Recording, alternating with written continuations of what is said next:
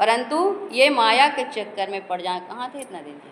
अरे बेटी हम लोग सोचे पता नहीं क्या होगा। तो कहते हैं ये जो है आकर 4,84,000 योनि भ्रमत यह जीव अविनाशी। ये अविनाशी जीव जो है 84 का चक्कर में पड़ गया। कब? जब अपने आप को भूल गया। इसलिए जैसे कि एक अंधा व्यक्ति था और वो एक 84 कोस के कीले में फंस गया। आँख तो थे नहीं, अब वो निकले कैसे? उस 84 कोस कीले का एक ही दरवाज़ा मेन गेट था जिससे कोई भी बाहर आ सकता था।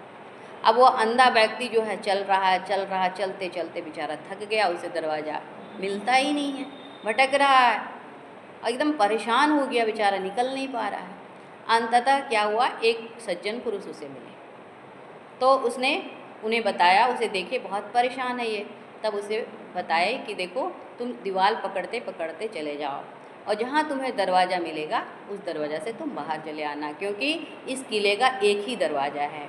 तो तुम दीवार पकड़ते पकड़ते जाना, जहाँ तुम्हें दरवाज़ा मिले उससे तू बाहर निकल जाना।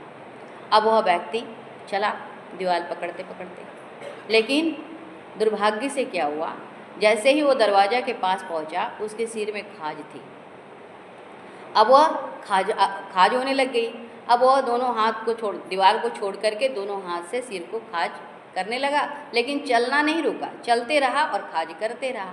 इसी में क्या हुआ, दरवाज़ा निकल गया।